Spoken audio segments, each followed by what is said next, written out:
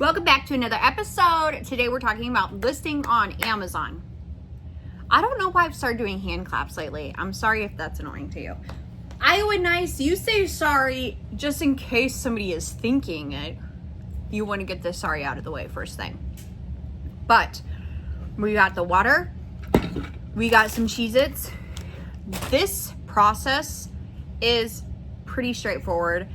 And I do want to say a couple notes before I share my screen and show you how to list.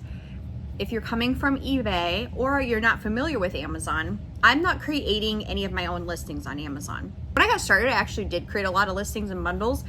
That has in the past year become very difficult to do. I will say, oh my God. Most of the products I list to sell over there already have listings up, going, ranked, doing well. I do not have private label brands. I'm not trying to invent anything from scratch and get momentum behind the brand and the product.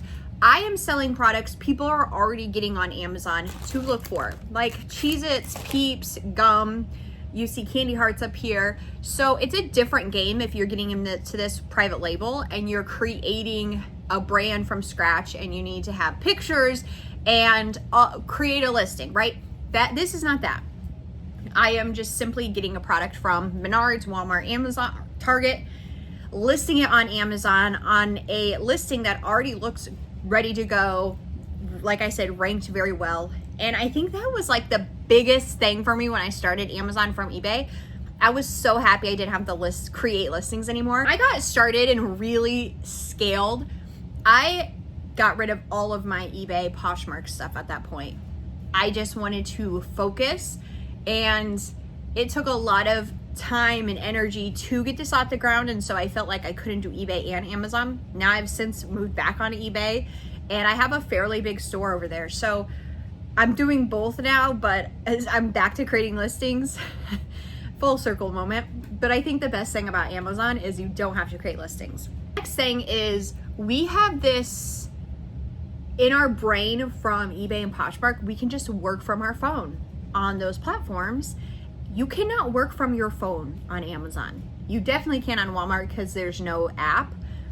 There is a Seller Central app you can download for Amazon where you can see your sales.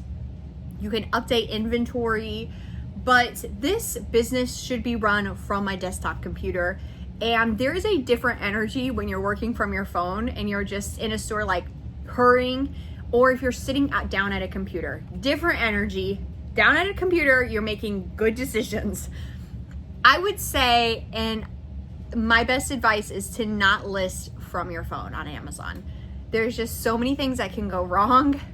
And I've talked about some of my biggest mistakes on Amazon have been working from my phone, updating numbers, trying to input a listing to have it sell really quickly, to then realize I did the wrong listing, I'm selling the wrong product. You really don't get the full picture. If you're looking at how to price, you cannot really tell on your phone how you should be pricing. There's a lot of things that go into that just, especially in Seller Central, you're just gonna see the lowest price, not even the buy box price. So it's a big time suck to try to research and list from your phone. You really should be sitting at a desktop. I think that's the best way you can go about it. On today's call, I'm going to basically show you how to find a product on Amazon, not the research and sourcing, but if you do come to the listing, you want to get on and sell it, the next couple steps. This is really going to be focused more on merchant fulfilling, where you list the order, then you sell it and you deliver it, you ship it to the customer and deal with customer service. If you decided you wanted to get this product and then send it into an Amazon warehouse, you would still go through a lot of these steps, but then at the end, instead of completing the listing, you would then be prompted into creating the shipment to then send to a warehouse. So either way, it's not that difficult. Start small, baby steps. I like to list my product, get it in my catalog, and then see it live on Amazon and see how well I'm performing versus my competition. That can really tell me if I need to adjust my price, if I'm not going to be able to sell any merchant and I need to switch it over to FBA and send it to a warehouse. I like to see my product, my name live on Amazon, and just make sure I'm there, I'm active, I'm competing well. I think that even though on the front end of this, you're not creating a listing, you're jumping on a listing for most people, there is a lot of back end work here. It's definitely not list it and forget it. There are repricers you can set up, so it is a little bit more hands off, where the reprice will come in and help you be the most competitive you can be to win the buy box. But for most new sellers, you are doing the back end work where you are making sure you're priced correctly, you're competing, you're making sales, and you're adjusting as you need to. So you're not listing it and walking away and then hoping. If you're listing it merchant, if I'm listing a product merchant, I want to see lots of daily sales. I do not want 1 or 2 coming in. It's not enough. I want a listing where I can knock it out of the park. Otherwise, I am switching it over to FBA or just changing my mind altogether. I do think that's the beauty of merchant fulfilling on Amazon and Walmart, is you have so much room to test product, to pivot, to switch listings. When you switch your product to a warehouse, FBA or WFS, where Amazon and Walmart are taking care of the product, as soon as it's out the door in a box, you don't have any more control over the product. I mean, you do, but pretty much you don't, right? If you get there and it's restricted, very few things you can do, recall, but you're paying money at that point. You can't switch listings. Yeah, I think the lowest risk to you is listing at merchant. Now, is that always the best or best money bang for your buck? No, it's not. And not every listing you can be competitive merchant. But as far as controlling your inventory and making adjustments and changing listings and testing it out, merchant fulfilled would be the lowest risk avenue to go. I didn't mean for this conversation to be turned into why you should be merchant fulfilling, because it's really not. There you have 2 choices. You can do both, you can do one, but usually there's a reason why you're doing one over the other. And I think that's where the question comes in.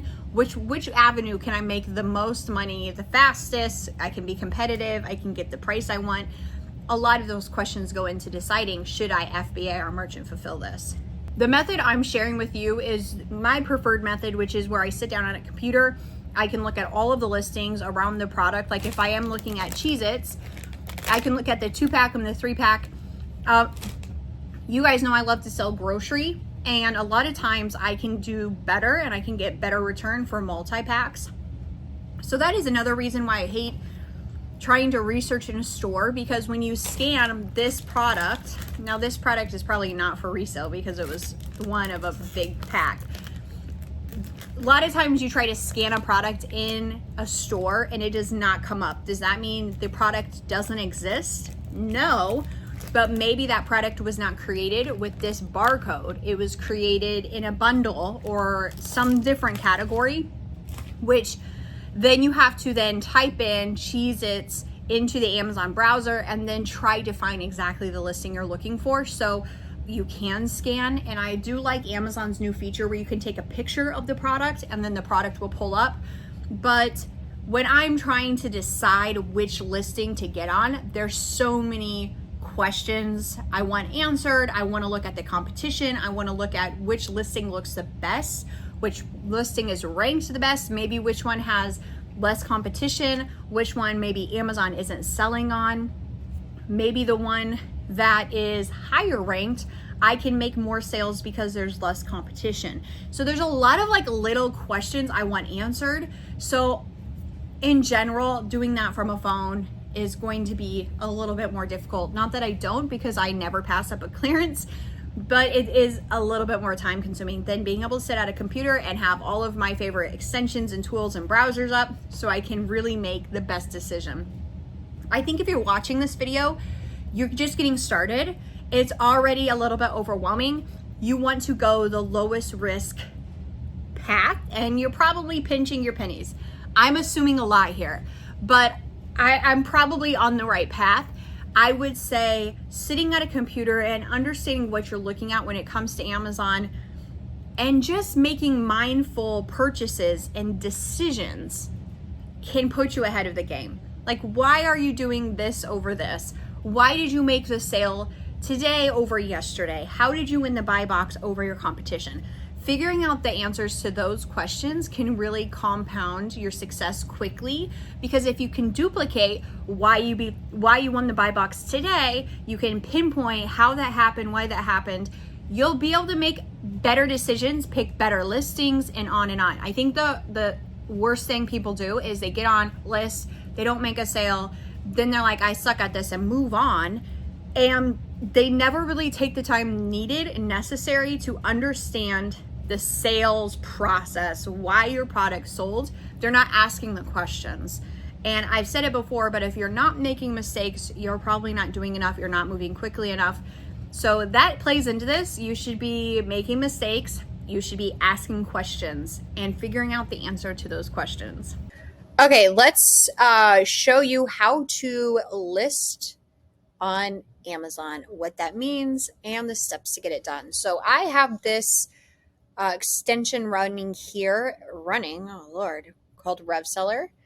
I could grab the ASIN here. The ASIN is the numerical number that identifies this listing.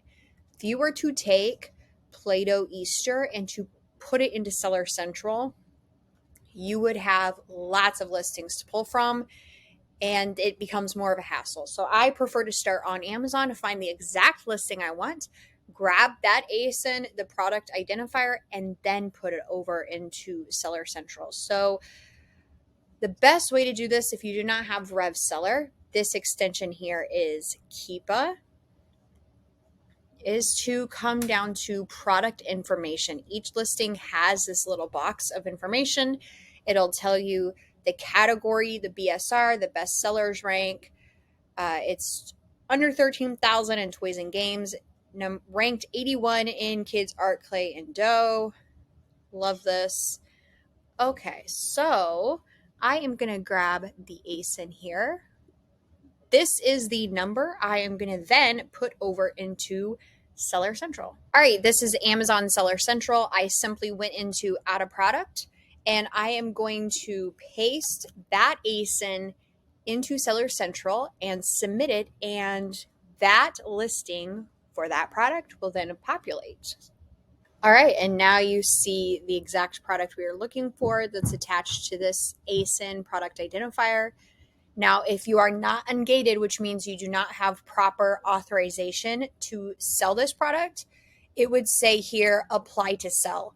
The best thing you can do is always push the button and apply to sell, and maybe you'll get auto approved. If you do not get approved, you will need to submit an invoice. Simply getting a target invoice works. Submit it. You need 10 of this product, and all the information on that invoice needs to match your Amazon account. Submit it, and then hopefully you'll get approved to sell it. In this case, I can sell it. So I'm going to select new, and then next step, sell the product. Okay, the last step is once you click sell from the last page, you will be brought here, and this is where you can decide if you want to FBA the product.